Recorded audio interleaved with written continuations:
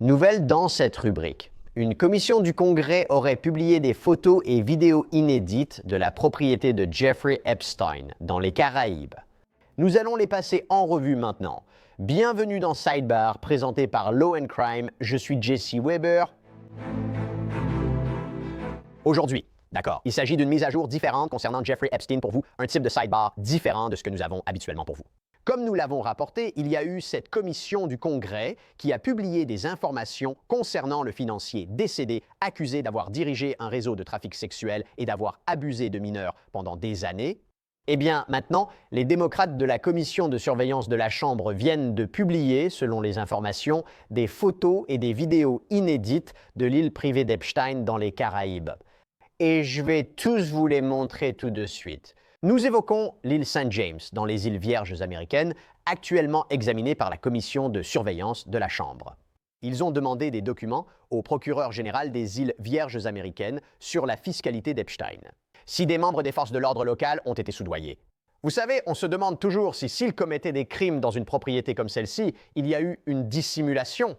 Des choses étaient-elles tues par certains, peut-être contre rémunération. Le président du comité, le républicain James Comer, a déclaré dans sa citation à comparaître « Le comité estime que les documents relatifs à M. Epstein, à sa succession et au litige avec les îles Vierges américaines aideront son enquête en cours sur M. Epstein. » Mademoiselle Maxwell et l'enquête fédérale sur ces deux personnes.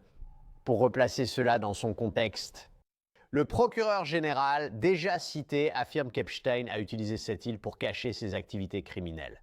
Ce procureur général a poursuivi la succession d'Epstein après sa mort, rappelant qu'il possédait une île entière. Donc, ce n'était pas une situation où un enfant ou une jeune femme pouvait simplement s'échapper et courir dans la rue jusqu'au commissariat le plus proche.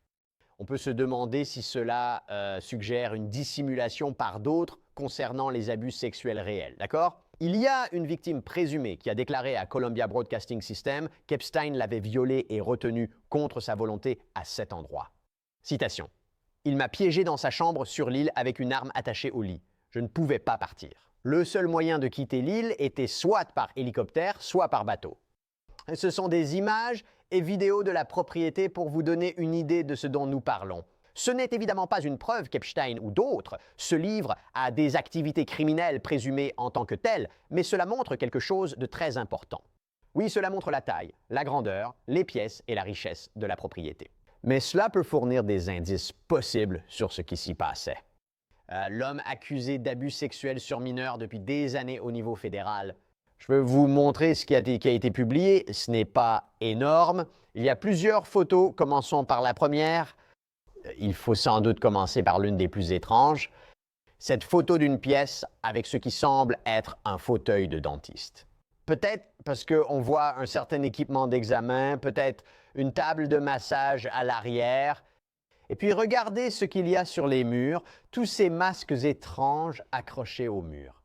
Je dois parler aussi de cette photo. On dirait une bibliothèque avec des chaises extravagantes, un bureau et des livres derrière une vitre. Mais ensuite, il y a le tableau noir. Sur ce tableau noir, il semble que soient écrits les mots « pouvoir »,« tromperie »,« complot »,« vérité politique ». Je ne sais ni qui, ni quand, ni pourquoi ils ont écrit ça. Puis, il y a un gros plan d'un téléphone affichant tous ces noms en numérotation rapide. Comme bureau de New York, Darren Bureau Portable, aussi des contacts pour Larry, Rich, Mike, et puis plusieurs lignes différentes pour JUU, donc apparemment pour Jeffrey Epstein. Voici une autre photo de chambre. Rien de trop inhabituel ici, à part le fait que tout soit parfaitement blanc, parfaitement propre, parfaitement entretenu. Ça semble presque stérile. J'ai une photo d'une salle de bain avec 2 lavabos et des chaises en osier décorative. On dirait qu'il y a des serviettes alignées sur le sol. Tu as une photo d'une autre pièce faiblement éclairée, encore une fois bien entretenue, propre, rien d'inhabituel. J'ai cette photo d'un hammam ou d'un sauna, peut-être. Je dis ça parce que tu vois les carreaux, là, quelqu'un pourrait s'asseoir. Difficile à dire, mais tu as toutes ces serviettes, les bacs, les oreillers. Et si tu repenses, et tu penses à quoi? Les principales accusations étant que Jeffrey Epstein et Ghislaine Maxwell abusaient de jeunes filles lors de massages. Tu penses à ça, à la façon dont les abus auraient été commis. Cette photo peut peut-être te mettre mal à l'aise. Ensuite, tu as une photo de l'extérieur de la maison. L'extérieur, vraiment impressionnant. Une propriété chère et immense que les vidéos montreront bientôt. Ensuite, tu as cette prise de vue d'un endroit délabré. Panneau d'interdiction d'entrée, propriété privée, rien de néfaste ou de remarquable. Sauf toi. Ajoute à cela tout le reste qui a été allégué contre Epstein. Et ce dont il est accusé derrière des portes closes prend peut-être un sens un peu différent. Maintenant, laissez-moi revenir aux vidéos. Donc la première est une vidéo de l'extérieur du domaine.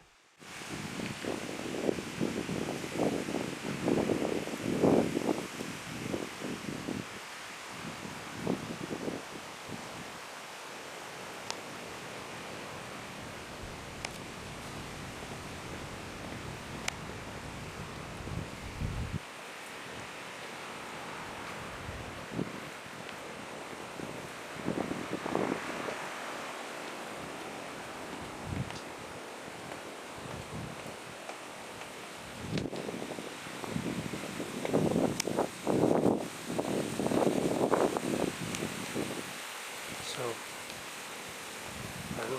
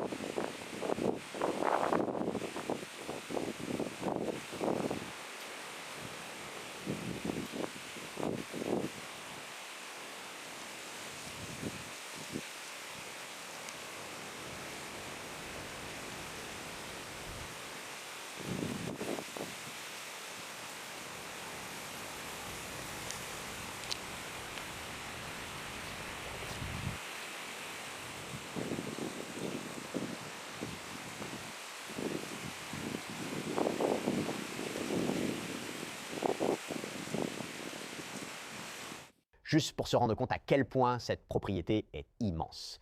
Et si vous revenez à ce que le procureur général a dit, si quelqu'un essayait de s'échapper, bonne chance. Encore une où vous pouvez la voir en bordure de l'eau.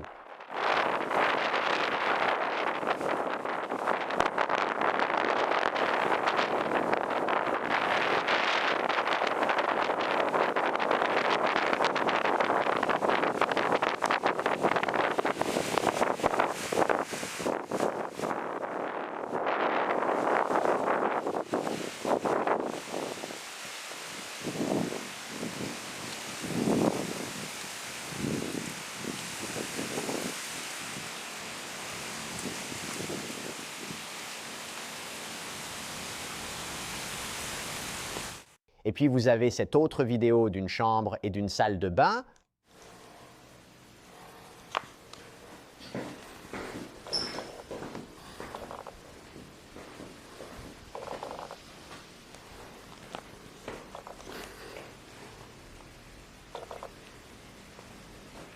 Et une autre vidéo d'une chambre et d'une salle de bain.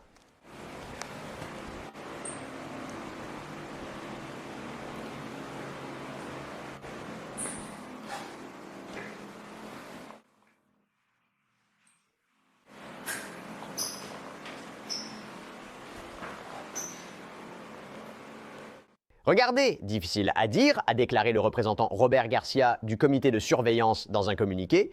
Citation. Ces nouvelles images offrent un aperçu troublant du monde de Jeffrey Epstein et de son île. Nous publions ces photos et vidéos pour garantir la transparence de notre enquête et aider à reconstituer les crimes de Jeffrey Epstein.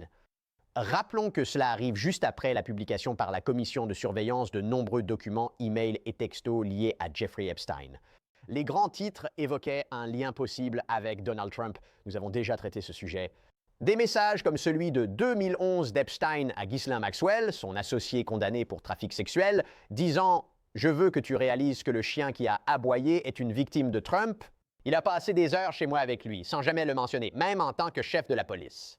J'y suis à 75% et Goulin répond « J'y ai pensé ». L'essentiel à retenir pour situer cela est de se rappeler ce qui se passe.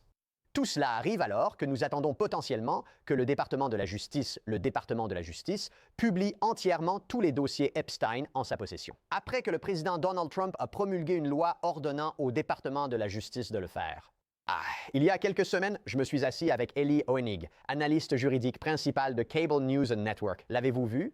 C'est une bonne discussion car on met tout le bruit de côté. Qu'est-ce qu'on peut vraiment s'attendre à trouver dans ces dossiers? D'accord, donc je veux faire intervenir. J'adore l'avoir avec nous. On a vraiment de la chance de l'avoir. Invité spécial, analyste juridique principal de Cable News Network, Eli Hoenig, ancien procureur fédéral et d'État et auteur d'un excellent livre. Ah, voilà, c'est bien centré maintenant.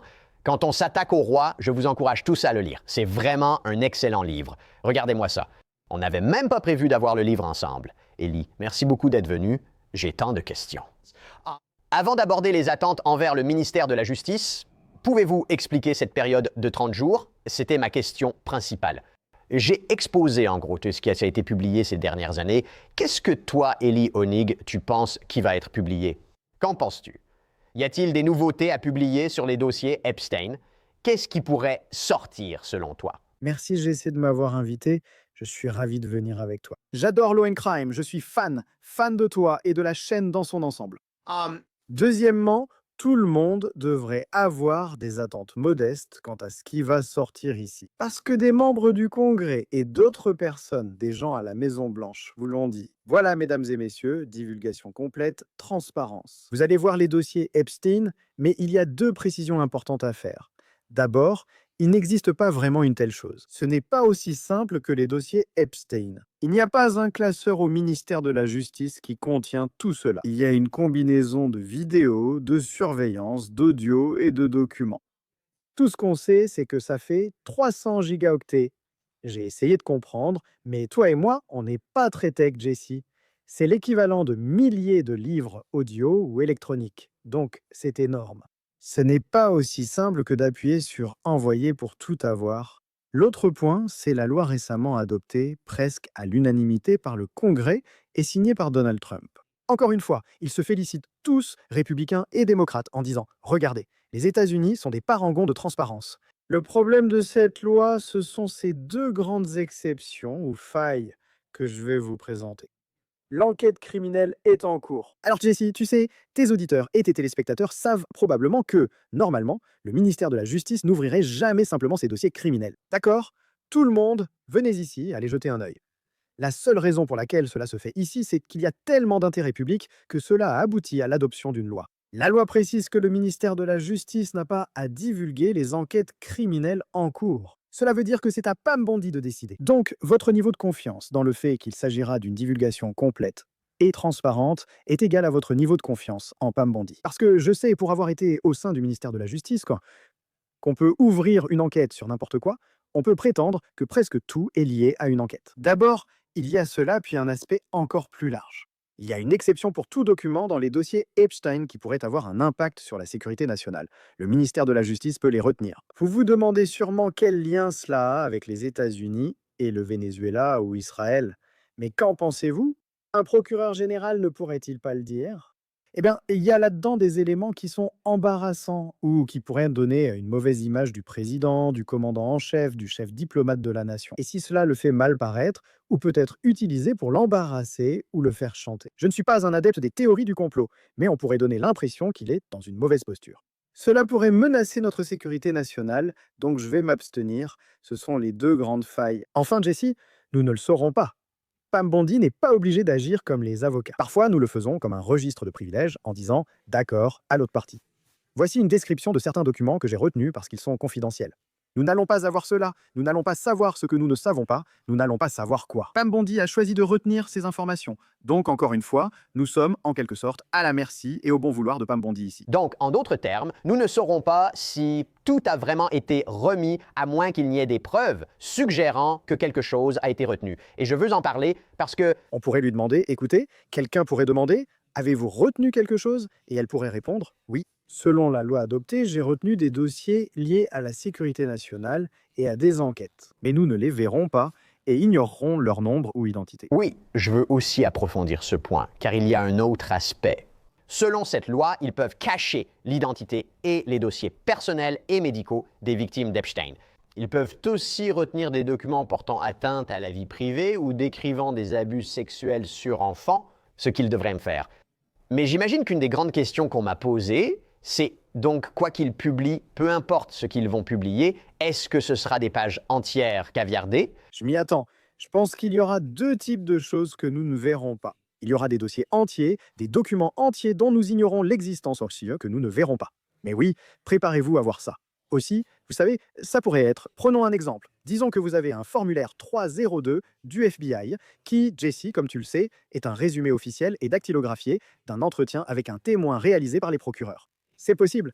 Il y a un formulaire 302 de 33 pages dont la moitié est caviardée, où des noms sont masqués, où des paragraphes entiers sont masqués. Le ministère de la Justice mettra du temps à le comprendre, même si nous aborderons bientôt le calendrier. Mais oui, je veux dire, je m'attends à voir pas mal d'encre de caviardage dans ce que nous allons voir. Et juste pour vous rappeler, donc, nous pensons, n'est-ce pas, quand nous parlons de ce que cela pourrait être. Tout cela est lié aux enquêtes de Floride et de New York sur Jeffrey Epstein, n'est-ce pas? De manière générale, je veux dire, je suppose que c'est ça, et nous allons entrer un peu plus dans les détails. Mais en général... C'est une excellente question. Parce que, en fait, ce n'est pas forcément tout ce que le monde sait sur Jeffrey Epstein. Ce n'est même pas ça. On a vu que la succession d'Epstein possède certains documents absents du ministère de la Justice. Il y a eu 2 enquêtes majeures sur Epstein. Dans le district sud de Floride, Alexandre Acosta a dirigé l'affaire fédérale en 2006-2008. Cela lui a permis d'obtenir un accord avantageux. 13 mois de prison dans l'État avec des sorties régulières. C'était le péché originel de cette affaire, quand Alexandre Acosta l'a laissé partir très facilement. Jusqu'à aujourd'hui, Acosta n'a jamais fourni d'explications satisfaisantes sur les raisons. Mais donc ce sera un ensemble de documents. Jusqu'où sont-ils allés? Nous l'ignorons, n'est-ce pas? Se sont-ils vraiment limités?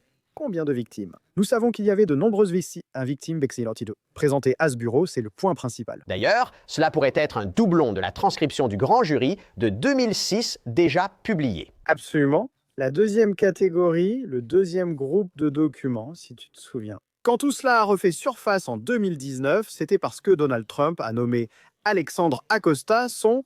je crois que c'était secrétaire sur notre travail. Soudain, les gens ont dit, n'est-ce pas celui qui a laissé passer Jeffrey Epstein en 2007-2008? L'affaire Epstein, Jesse, j'en avais jamais entendu parler avant 2019. Je ne pense pas que je savais qui était Jeffrey Epstein, simplement parce que je ne vivais pas en Floride. Mais en 2019, Alexandre Acosta devient secrétaire du cabinet de Trump. L'affaire refait alors surface avec force, et maintenant, on passe au deuxième volet. Le Southern District of New York, mon ancien bureau à New York, reprend l'enquête et inculpe Jeffrey Epstein pour des faits bien plus étendus. Il meurt en prison l'année suivante, Ghislaine Maxwell est inculpée et jugée. Ce seront ces dossiers-là. Encore une fois, la question reste, jusqu'où sont-ils allés? Ont-ils interrogé 50 ou 3 victimes? Jusqu'où ont-ils remonté le temps? Ce sont les 2 types d'informations détenues par le ministère de la Justice. Voici rapidement ce qu'ils possèdent. Certains diront alors « Attendez une minute ». Cela ne veut pas dire que tout ce qui concerne Epstein est inclus, parce qu'il y a déjà eu des rapports dans le passé. Il y a déjà eu des accusations dans le passé, selon lesquelles il pourrait y avoir eu du matériel qui n'a pas été obtenu par les autorités, qui n'a pas été obtenu par le gouvernement fédéral. Absolument. Je veux dire, écoutez, les fédéraux, on ne peut pas tout obtenir. Il reste une question ouverte. Pourquoi ont-ils porté une attention aussi étroite? Je ne sais pas, on verra. Mais oui, la succession a certains documents que le ministère de la Justice n'a pas. Et les victimes aussi peuvent en avoir d'autres. Il y a eu de nombreux procès civils. Donc oui, cela concerne seulement ce que détient le ministère de la Justice, qui n'a aucune obligation. Je suis sûr qu'ils n'ont pas constitué d'autres dossiers, même s'ils enquêtent soi-disant sur de nouvelles choses. Mais cela ne sera pas révélé car c'est en cours, vous savez. Je veux en parler dans une minute. Donc, c'est quelque chose à prendre en compte pendant qu'on discute de ce à quoi on peut s'attendre. D'accord? Qu'est-ce qui s'est passé en juillet? Le FBI et le ministère de la Justice ont publié un mémo conjoint déclarant, je cite, « Le ministère de la Justice et le Bureau fédéral d'enquête ont mené un examen exhaustif des dossiers d'enquête liés à Jeffrey Epstein. Cet examen systématique n'a révélé aucune liste de clients sensibles. Aucune preuve crédible n'a également été trouvée, indiquant que Epstein ait fait chanter des personnalités en vue de ses actions. Nous n'avons pas découvert de preuves pouvant justifier une enquête contre des tiers non inculpés. » Nous allons évoquer dans une minute les propos de Pam Bondi lors d'une conférence de presse sur l'enquête du district sud de New York. Mais, Ellie, maintenant, nous parlons de la publication de ces dossiers à la lumière de ce qui a été dit par le gouvernement en juillet. Est-ce que cela signifie? D'accord, nous n'allons vraiment rien voir de sensationnel, relier des personnes à des activités criminelles. Est-ce que cela signifie? Le savons-nous? Et ont-ils vraiment examiné absolument tout à 100%? Ou peut-on vraiment croire à cette déclaration de juillet? Ça dépend de la version de Pam Bondi et de Kash Patel à laquelle tu choisis de croire, non? Parce qu'ils ont tous les deux eu 3 versions complètement différentes. Quand ils étaient sur le point de prendre leurs fonctions, et dans les années qui ont précédé leur prise de fonction, et même après qu'ils soient devenus procureur général et directeur du FBI, c'était pareil. J'ai hâte de transmettre ça, dit Kash Patel. Mets ton pantalon de grand garçon. Pam Bondi, les dossiers sont sur mon bureau. Tu te rappelles que Pam Bondi avait organisé une grande fête de lancement à la Maison-Blanche, où elle distribuait des classeurs. C'était la phase 1, tout divulguer. Nous sommes le parti de la transparence, puis la phase 2, comme tu l'as dit, Jessie, cet été. En juillet, ce mémo disait « En fait, non, il n'y a rien à voir ici, rien d'autre à faire. Je vais supposer qu'ils espéraient là que ça s'arrêterait là. » Mais en réalité, cela a eu l'effet inverse et a poussé les gens à dire « Vous vous moquez de moi.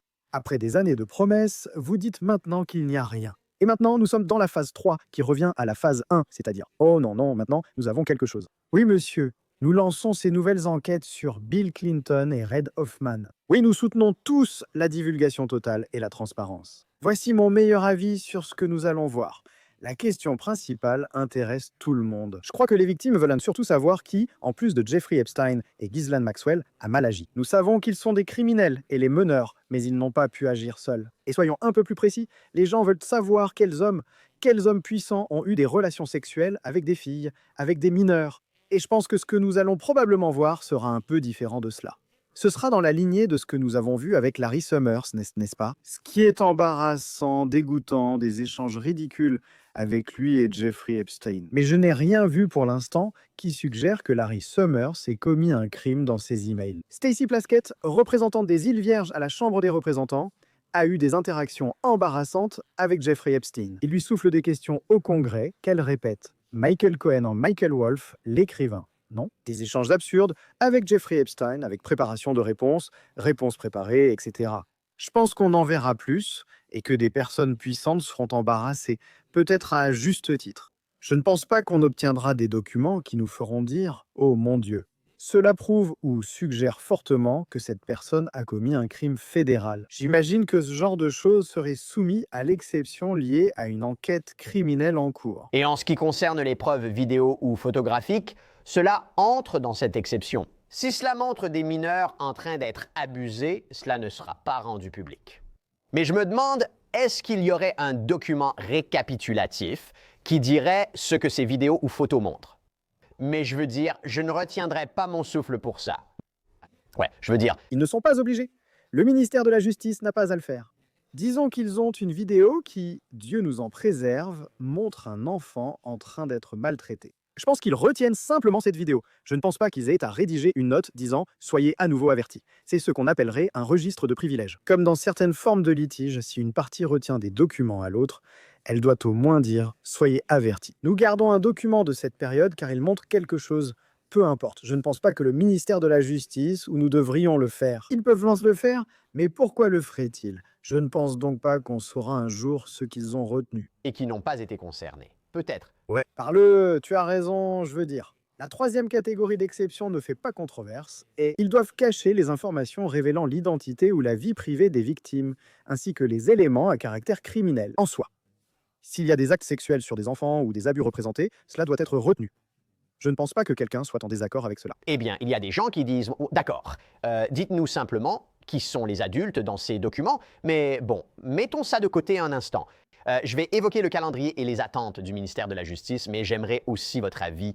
D'accord, parce que oui, vous l'avez mentionné avec une précision totale. qu'ils ne vont pas divulguer des informations si cela pouvait nuire ou entraver une enquête criminelle en cours. Cela doit être strictement encadré et ce genre de choses. Mais le président a ordonné à Pam Bondi d'ouvrir une enquête. Il l'a écrit sur Truth Social. Je demanderai à Pam Bondi et au ministère de la Justice, avec nos patriotes, au FBI, d'enquêter sur Epstein et sa relation avec Bill Clinton. Larry Summers, Reid Hoffman, John Pierpont, Morgan, Chase et d'autres ont été consultés pour comprendre leur situation et la sienne. Et ensuite, Bondi a répondu sur les réseaux sociaux. Merci, Monsieur le Président. Southern District of New York. Le procureur américain Jake Lydon est l'un des procureurs les plus compétents et les plus fiables du pays, et je lui ai demandé de prendre la tête de l'affaire. Comme pour toutes les affaires, le département poursuivra cela avec urgence et intégrité afin d'apporter des réponses au peuple américain. Voici ce que Pam Bondi a dit que nous devrions attendre. Nous avons donc remis plus de 33 000 documents sur Epstein au Congrès. Et nous continuerons à suivre la loi et à faire preuve d'une transparence maximale. De plus, nous encouragerons toujours toutes les victimes à se manifester. On lui a demandé comment réconciliez-vous cette déclaration de juillet mentionnée plus tôt. Rien d'autre à ajouter. Avec maintenant l'ouverture d'une enquête du district sud. La déclaration du ministère de la Justice plus tôt cette année, disant que les dossiers ne seraient pas publiés, mentionnait le fait que l'examen des documents et des preuves n'indiquait pas qu'une enquête supplémentaire sur des tiers était justifiée. Qu'est-ce qui a changé depuis pour que vous lanciez cette enquête? Des informations qui sont arrivées. Merci. Il y a des informations, de nouvelles informations, des informations supplémentaires. Et encore une fois, nous continuerons à suivre la loi pour enquêter sur toute piste. S'il y a des victimes, nous encourageons toutes les victimes à se manifester et nous continuerons à assurer une transparence maximale dans le cadre de la loi.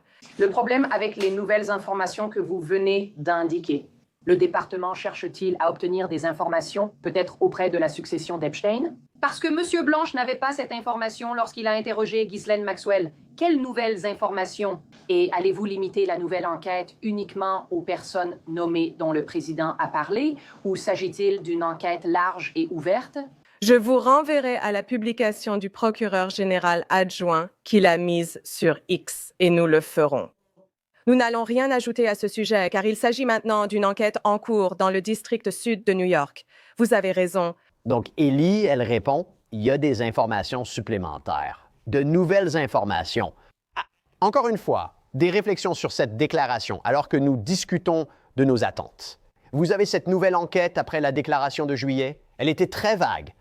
D'un côté, je dirais que s'il y a une vraie enquête, vous traitez une affaire sensible. Évidemment, un procureur général ne souhaiterait pas divulguer davantage d'informations. Ce serait assez subtil en ce sens, mais étrange. Je suis très sceptique quant à l'explication de Pam Bondi à ce sujet. Pour la croire, il faudrait penser qu'à un moment après juillet cette année, donc durant les 4 derniers mois, après avoir affirmé qu'il n'y avait rien à voir ni à faire ici, une nouvelle victime jusque-là inconnue, ou de nouveaux documents jusque-là inconnus, sans enquête en cours, serait tombée du ciel pour justifier, disons, l'ouverture d'une enquête sur ces 4 personnes, ou sur qui vous savez, Clinton, Reid Hoffman et tous les autres. La nouveauté, c'est que Donald Trump l'a demandé. La nouvelle information, je crois, c'est qu'il y a maintenant un vent politique différent qui souffle. Voilà pourquoi Pam Bondi n'est pas très compétente quand elle est prise sur le fait. C'est comme quand on se moquait d'un de mes frères, le pire menteur, incapable de rester impassible. Et je veux dire, elle est comme ça aussi. C'était un extrait embarrassant. Si elle était confiante qu'il y avait du nouveau depuis juillet ou de nouvelles victimes, elle l'aurait dit. Parce que le monde a changé depuis juillet. Moi, quand j'ai fait cette annonce en juillet, c'était absolument vrai. Affaire classée. Mais je vous le dis, nous avons de nouvelles informations substantielles, nous avons de nouveaux témoins, nous avons de nouveaux faits, et nous avons l'obligation de donner suite à cela. C'est ce que nous faisons. Ce n'est pas ce qu'elle a dit. Vous l'avez vu reculer et balbutier sans rien proposer de concret. Je ne pense pas que rien n'ait changé, sauf la politique autour. Comme tu l'as dit, ça leur offre peut-être une fenêtre, une opportunité, une arme pour éviter de divulguer plus. Voici le paradoxe, cependant, si cela est fait fidèlement. S'ils appliquent l'exception qui dit que vous pouvez retenir des documents liés à des enquêtes en cours, cela voudrait dire qu'ils vont retenir des documents concernant Bill Clinton et Reid Hoffman. Les personnes que Donald Trump veut voir publiquement blessées, dont la réputation serait publiquement entachée. Mais les exceptions affirment que ces documents doivent nous être cachés. Je doute qu'ils aient vraiment réfléchi. Aucun doute, le ministère de la Justice publiera cela sous 30 jours.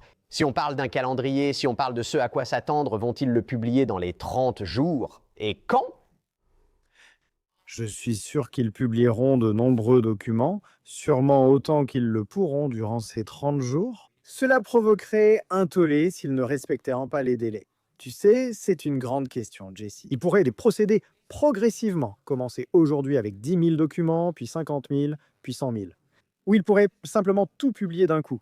Le 30e jour, le 19 décembre, c'est à eux de décider. La loi ne les oblige pas à le faire ainsi. L'autre chose à savoir, cependant, c'est que, encore une fois, peu importe ce que nous recevrons le 19 décembre, ou vous savez, entre maintenant et le 19 décembre, Pam Bondi doit être interrogé à chaque occasion. Combien de dossiers Epstein au total avez-vous produits? Et combien de dossiers Epstein au total avez-vous retenus? Quel pourcentage? Ou au moins donnez-nous une estimation approximative et nous verrons si elle est prête et capable de répondre à cela. J'en doute. Elle dira sûrement « Nous avons fourni les documents, fait les retenues légales, point final ». Mais ce sera une question sensible, tu sais. S'il publie un 150 000 pages le 19 décembre, ni toi, ni moi, ni le monde ne le sauront. Est-ce que c'est 98% du dossier? Est-ce que c'est 53% du dossier? Et c'est une question qui, je crois, lui sera posée constamment jusqu'à ce que nous obtenions une réponse. Et si la majorité de ce dossier fait double emploi avec ce que nous avons déjà vu, la réaction du public sera très forte. C'est le moins qu'on puisse dire. Écoutez, Oui. je pense que la chose fondamentale que le public a du mal à accepter, et moi aussi, c'est là où j'en suis, aussi, c'est que seuls Epstein et Maxwell, ce sont les seuls coupables, ce sont les seules personnes qui méritent en dire des poursuites pénales ici. Et je ne sais pas, j'aimerais pouvoir dire le contraire, mais je ne sais pas si nous aurons un jour une réponse satisfaisante ou des poursuites pour savoir qui d'autre pourrait être impliqué. Je précise qu'il n'y a pas de délai de prescription pour les crimes fédéraux de trafic sexuel d'enfants entre États. Donc, c'est théoriquement possible. S'ils peuvent se démontrer qu'une autre personne a été impliquée dans le déplacement intra-étatique d'une personne à des fins d'abus sexuels sur mineurs, il pourrait théoriquement y avoir des poursuites. Exemple rapide, l'acte d'accusation de Ghislaine Maxwell, tombé en 2020, concernait surtout des faits entre 1994 et 1997. Un de ces arguments, rejeté en première instance et en appel devant la Cour du deuxième circuit, était « c'est trop tard ». Le délai de prescription devait être de 5 ou 10 ans, mais le tribunal de district et la Cour d'appel ont refusé. La loi a changé. En 2020, vous pouvez être poursuivi pour un trafic sexuel fédéral de mineurs, entre États commis dans les années 1990, donc je ne veux pas donner de faux espoirs. Mais je tiens à préciser que c'est théoriquement encore possible. Élie, tout d'abord, excellente analyse à ce sujet. Je comprends mieux à quoi nous attendre. Et je pense que c'est pareil pour nous tous. Je te comprends. Parce que, tu sais, quand ça va sortir, tu vas être enchaîné au bureau de Cable News Network avec soit un ordinateur, soit des impressions. Élie, toutes les 5 minutes, qu'as-tu appris? Quoi de neuf? Alors je peux vous donner un peu de behind the scene, comme disent les jeunes, un petit aperçu des coulisses. Tu vois, il y a maintenant un appel constant, à partir de maintenant, à Cable News Network, du genre « Peux-tu être prêt ?» au cas où les dossiers Epstein sortiraient. « Peux-tu être prêt ?» « Peux-tu être en attente ?» dossier Epstein. Donc on ne sait pas, comme vous tous, ça peut tomber à tout moment. Ça pourrait arriver d'un seul coup, mais ce sera proche de Noël. Tu sais, moi, la majeure partie, je pense. Donc, écoute-moi, pour finir, je vais te poser une question de culture générale, Jessie. Tu te souviens de quelle affaire occupait toute ton attention, la mienne et celle des médias pendant Noël dernier? Ça semblera dater d'une éternité. Ce n'était pas Didi, n'est-ce pas? Non, ce n'était pas lui. Non, Didi était déjà là, mais ce n'est pas ça. Une nouvelle histoire. L'événement a eu lieu début décembre, puis l'arrestation et la procédure judiciaire à Noël. Ça en dit long sur mon travail. Je ne m'en souviens même pas. Tu vas t'en vouloir? Trop facile. Luigi Mangione. Oh oui, j'aurais pu oublier. La fusillade était, je crois, début décembre. Je me souviens juste où j'étais pendant les vacances. Je ne fête pas Noël, mais nous sommes partis. Je me souviens juste de prendre des shoots avec un petit truc de fortune sur Luigi, des comparutions au tribunal, et Luigi transporté en hélicoptère et tout ça. Donc ça continue aussi. D'accord, eh bien, jusqu'à ce que tout le monde puisse lire les fichiers qui seront publiés. Quand tu t'attaques au roi, tout le monde... Voilà, c'est fait. Élie Hoenig, merci, j'apprécie beaucoup. C'était super. Merci Jessie, j'apprécie. C'est tout pour maintenant sur Sidebar. Merci à tous de nous avoir rejoints. N'oubliez pas de vous abonner sur YouTube, Apple Podcast, Spotify ou ailleurs. Suivez-moi aussi sur X ou Instagram. Je suis Jesse Weber, à la prochaine fois.